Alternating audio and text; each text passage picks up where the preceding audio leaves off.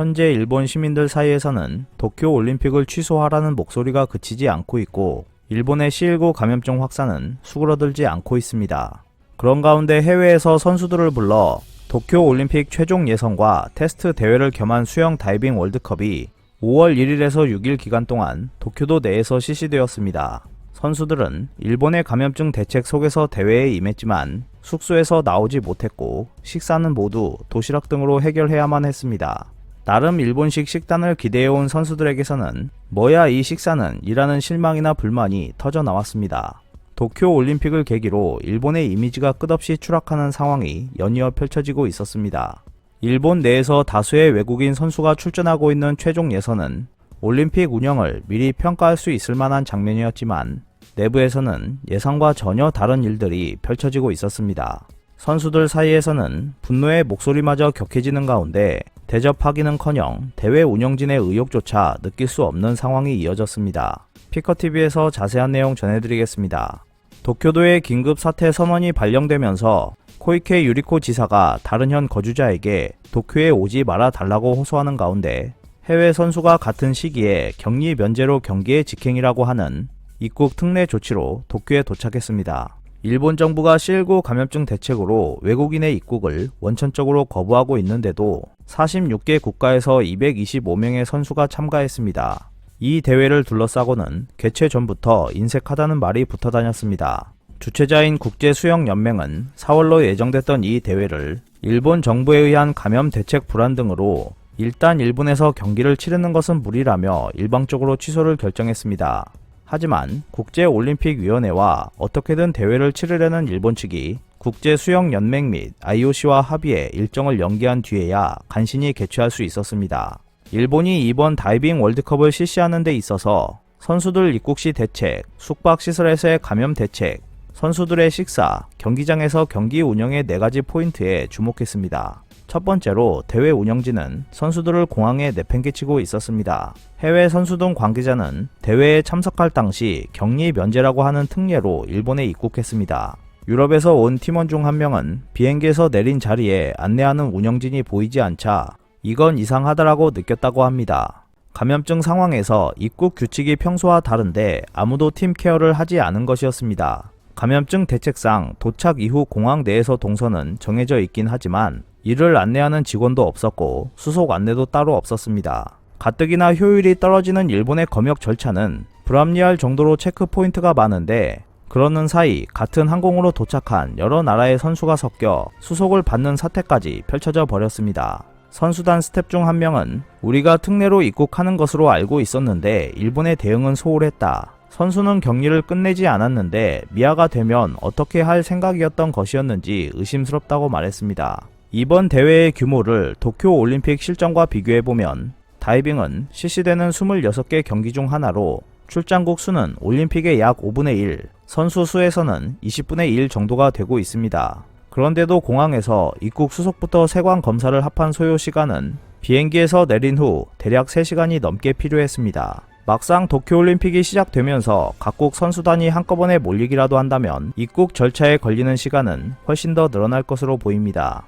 두 번째는 선수단을 숙박시설에 거의 감금하다시피 했다는 것입니다. 공항에서 선수단을 신경 쓰지 않았던 것과 다르게 숙소에서는 외출은커녕 다른 층에 가지도 못하게 했습니다. 엘리베이터 앞에는 24시간 감시원까지 딸려 있었고 선수들은 정신이 병들어버리는 환경에 박혀 있었습니다.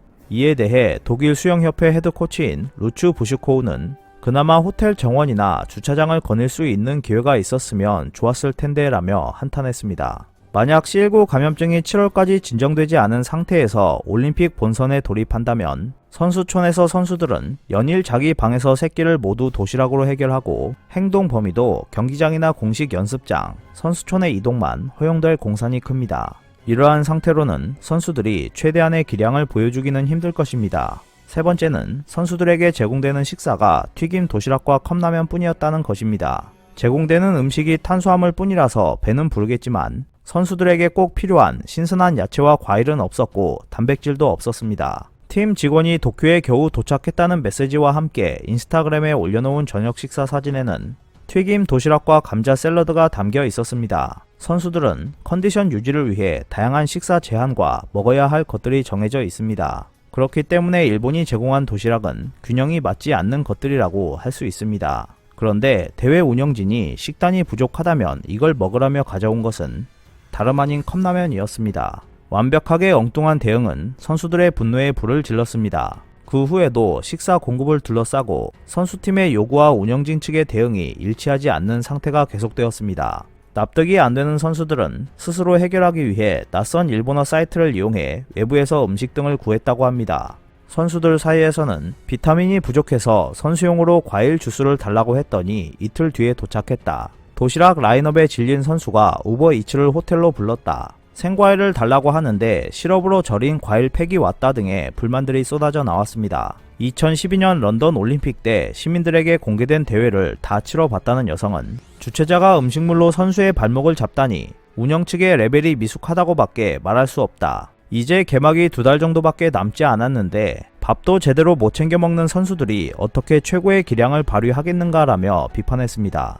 네 번째는 대회 첫날 훈련에서 선수들이 간격을 거의 벌리지 않고 다이빙대에서 정렬한 상황을 일본 언론이 주목했다는 점입니다. 이 보도를 두고 한 선수는 불쾌하다는 반응을 보였습니다. 일본 측은 철저한 감염 방지 조치를 하고 있다는 것을 알리고 싶었겠지만 다름 아닌 일본 언론 기자들은 선수들보다 더 밀착된 상태로 열심히 취재하고 있었다는 것이었습니다. 이를 지켜본 한 스텝은 선수들을 비판하기 전에 일본 기자들이 다닥다닥 붙어있는 것을 먼저 시정해야 하지 않을까요? 라며 빈정거리는 투로 지적하고 있었습니다.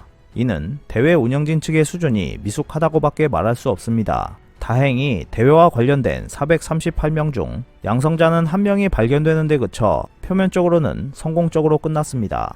하지만 일본이 보여준 선수 대응은 많은 문제점을 남겼습니다. 최근 일본에서는 확진자 수가 늘어나는 추세인데 지난 5월 10일에는 4,937명의 확진자가 발생했습니다. 이는 주말 검사 건수 감소 영향으로 신규 확진자가 많지 않은 월요일 기준 역대 최다 기록입니다. 도쿄올림픽 조직위원회가 외부와 차단된 버블을 만들겠다고 주장하고 있지만 선수촌의 선수들이 1만 명 넘게 있는 상황에서 말처럼 쉽게 진행할 수 있을지도 의문입니다. 일본이 도쿄올림픽을 강행하겠다는 의지를 보이고 있는 상황에서 앞으로 남은 2달여 기간 동안 선수들이 안심할 수 있는 형태를 갖출 수 있을 것인지 그리고 결말을 어떻게 볼 것인지가 최대 관심거리로 떠오르고 있습니다. 오늘 준비한 소식은 여기까지입니다. 끝까지 시청해주셔서 감사합니다. 여러분의 좋아요와 구독은 영상 제작에 큰 힘이 됩니다. 앞으로도 피커TV에 많은 관심 부탁드리겠습니다. 오늘도 즐겁고 멋진 하루 보내세요. 다음 영상에서 뵙겠습니다.